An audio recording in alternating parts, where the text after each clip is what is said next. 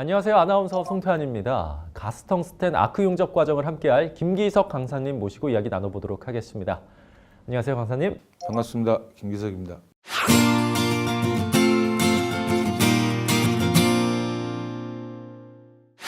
네, 이번에는요, 응용 용접 준비에 대한 내용으로 진행을 할 텐데요. 먼저 모재에 대해서 이해가 필요할 것 같아요. 어떤가요? 네, 많은 금속들이 가스텅스텐 아크 용접 모재로서 사용되고 있는데요. 지금은 그중 하나인 스테인리스 강에 대해서 말씀드리겠습니다. 네, 소개해 주시죠. 네, 스테인리스 강은 이름에서 알 수 있듯이 녹이 생기지 않는 강이란 뜻으로 사용 환경에 따라 녹이 전혀 발생하지 않는 것은 아니기 때문에 정확히는 녹 발생이 어려운 화끈강이라 할 수 있습니다. 사용 용도는 주방용구, 의료용구, 건축용, 화학공업용, 식품공업용, 기계제품 등 가정용품에서 원자력 제품까지 대단히 광범위하게 사용되고 있으며 특히 오스테나텍의 188개의 스테인리스 304의 사용량이 가장 많습니다. 스테인리스에도 여러 종류가 있겠죠. 어떻게 분류를 합니까? 네, 스테인리스강을 성분에 의해 분류하면 크롬이 주성분인 크롬계와 크롬과 니켈이 주성분인 크롬 니켈계로 구분되고 금속의 조직학상으로 분류하면 마텐자이트계와 페라이트계 및 오스테나이트계로 분류를 합니다. 지금 보시는 이 표는 스테인리스강의 조직상 분류와 기본적인 특성을 나타낸 것입니다. 강사님, 스테인리스 강의 조직상 분류에 대해서 좀 더 자세히 설명을 해 주시죠. 네, 먼저 마텐자이트계 스테인리스 강은 13크롬 강이 대표적인 것으로 열 처리가 가능하며 경화에 큰 영향을 주는 것은 탄소와 크롬의 양입니다. 이것은 대체로 12에서 14% 크롬과 0.15에서 0.65% 탄소 조성을 갖습니다. 네, 페라이트계는 어떤 건가요? 네, 페라이트계 스테인리스 강은 일반적으로 대기 중에서 사용되는 건축 내외장재, 자동차 배기계, 가정 주방용 기구, 식기류, 전기기기 등에 사용됩니다. 크롬은 페라이트에 고용되어 내식성을 증가시키는 역할을 합니다. 그러면 오스테나이트계는 어떤 건가요? 네, 오스테나텍에는 표준 성분이 18% 크롬, 8% 니켈이므로 188형 스테인리스 강이라고도 합니다. 조직은 상온에서도 오스테나틱이므로 비자성이지만 상온 가공을 하면 소량의 마텐자이트화에 의해서 경화되고 약간의 자성을 갖게 되죠. 또 담금질에 의하여 경화되지 않으며 이것을 1000에서 1100도씨로 가열하며 급냉하면 더욱 연화되고 가공성 및 내식성이 향상됩니다. 용접성이 가장 양호한 스테인리스 강입니다. 네, 알겠습니다. 그러면 여기서 가스텅스텐 아크 용접, 응용 용접 준비를 현장에서 어떻게 진행하는지 화면 통해서 알아보도록 하겠습니다. 화면 보여주시죠.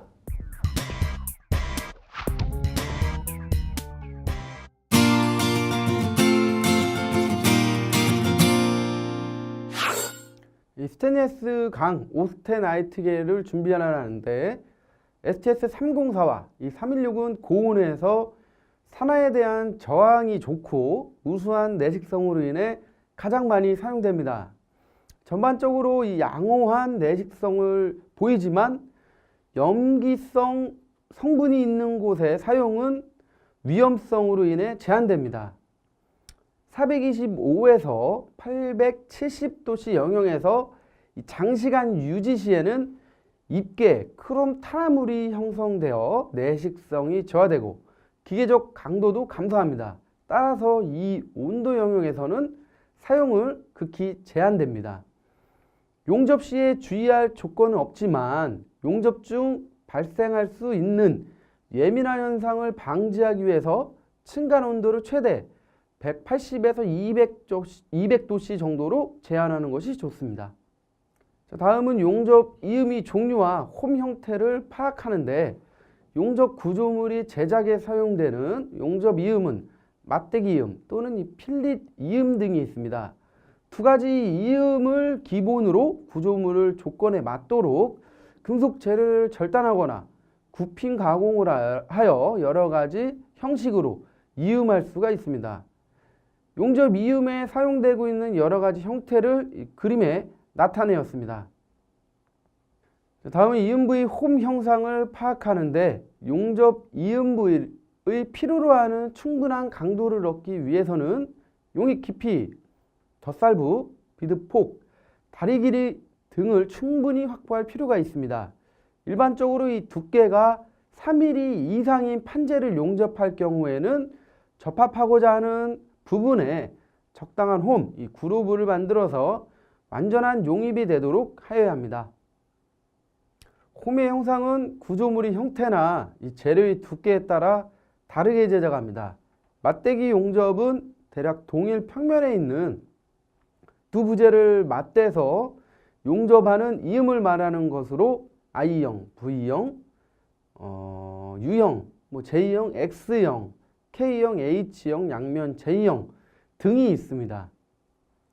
필린 용접은 그림과 같이 T이음부의 구석 부분을 용접하는 것으로 T이음부의 경우는 홈을 가공하는 경우도 있으나 이 대부분 구석 부분을 그대로 용접하는 경우가 많습니다. 이 플레이어 용접은 그림과 같이 두 부재 사이의 휜 부분을 용접하는 것을 말합니다. 그림 A와 같이 용접선의 방향과 하중의 방향이 직교한 것을 전면 필린 용접이라고 하고요. B는 용접선과 하중의 방향이 평행하게 작용하는 것으로 측면 필린 용접이라고 합니다. C는 용접선의 방향과 하중의 방향이 경사져 있는 것을 경사 필린 용접이라고 합니다. 다음이 홈 특징과 형태를 파악하는데 이음 홈은 홈 형상에 따라 각각의 서로 다른 특징을 가지고 있으므로 그 특징을 살리도록 선택을 해야 합니다. 용접 홈을 선택할 때는 완전한 용접부가 얻어질 수 있어야 하며 경제적인 시공과 홈 가공이 쉽고 용접하기가 편해야 하며 용접 이음이 한 곳으로 집중되지 않도록 하여야 합니다. 또한 용착 금속의 양도 가능한 적어야 하고요. 다음은 I형 홈인데요. 판 두께가 대략 6mm 이하의 경우에 사용되며 홈 가공이 쉽고 루트 간격을 좁게 하면 용착 금속의 양도 적어져서 경제적인 면에서는 우수하고요. 두께가 두꺼워지면 완전 용입이 어렵게 됩니다. V형 홈은 두께 20mm 이하의 판을 한쪽 용접으로 완전히 용입을 얻고자 할 때 쓰입니다. V홈의 표준 각도는 대략 54에서 70도가 적당하고 홈 가공은 비교적 쉬우나 이 판의 두께가 두꺼워지면 용착 금속의 양이 증가하고 각 변형이 발생할 수 있는 위험이 있으므로 판재의 두께에 따라 홈의 선택에 신중을 가해야 합니다. 다음은 X형 홈인데요. X형 홈의 개선 가공은 판 두께 15에서 40mm 정도가 사용되고요. 양면 용접에 의해 완전한 용입을 얻을 수 있는 방법으로 두꺼운 판에 매우 유리하고 이면 용접 시 이면 따내기를 한 후에 용접할 필요가 있습니다. 동일한 판 두께에 대해서는 V형 홈이 개선보다 용접봉의 소모량이 적고 용접 변형이 훨씬 적습니다. U형 홈은 두꺼운 판에 양면 용접을 할 수 없는 경우에 가공하는 방법으로 한쪽 용접에 의해 충분한 용입을 얻으려고 할 때 사용됩니다. V형에 비해서 홈이 폭이 좁아도 되고 또한 이 루트 간격을 0으로 해도 작업성과 용입이 좋고 용착 금속의 양도 적으나 이 홈 가공이 다소 어려운 단점이 있습니다. H형 홈은 X형 홈과 같이 양면 용접이 가능한 경우에 용착 금속 양과 패스수를 줄이려는 목적으로 사용되며 모재가 두꺼울수록 유리하고 양면 용접에 의해 충분한 용입을 얻으려고 할 때 사용됩니다. 다음은 한쪽 V형 홈인데요. 모서리 용접도는 이 T형 필린 용접의 홈 가공에 쓰이며 V형에 비해서 작업성이 좋지 않으므로 이 홈을 취한 쪽에서 작업을 방해가 되는 이 구조물 부분이 오지 않도록 설계 시 주의를 요해야 하고요. 또한 수평 용접의 경우에는 홈을 취한 면이 아래쪽이 되지 않도록 주의를 해야 됩니다.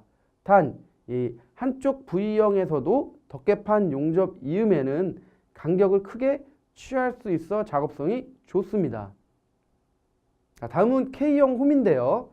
V형이 경우보다 약 두꺼운 판에 쓰이고 작업성과 설계상 주의할 점은 이 V형과 동일하게 밑면 따내기가 매우 곤란하며 V형보다 용접 변형이 적게 발생합니다. J형 또는 양면 J형 홈인데 V형 및 K형 홈보다 두꺼운 판의 용착 금속이 양이나 용접 횟수를 줄일 필요가 있을 경우에 사용됩니다.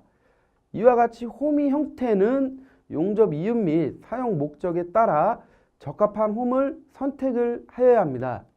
즉, 이 용접 이음의 강도, 이 내식성이 좋은 이음은 그림과 같이 모양이 허용되지만 큰 하중이나 충격 또는 교번 하중을 받는 이음이나 저온에서 사용되는 이음에 대해서는 그림과 같이 노치가 없고 용입이 충분한 용접 이음이 필요로 하며 이때 이 밑면 따내기를 한 양면 이음이 일반적으로 사용됩니다.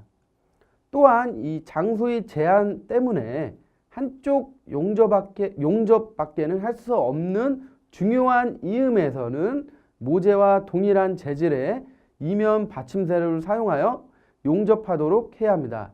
그러나 이 형상은 부식의 약함으로 스테인리스, 구리 등의 맞대기 용접에서는 이면 받침재를 사용하지 않습니다.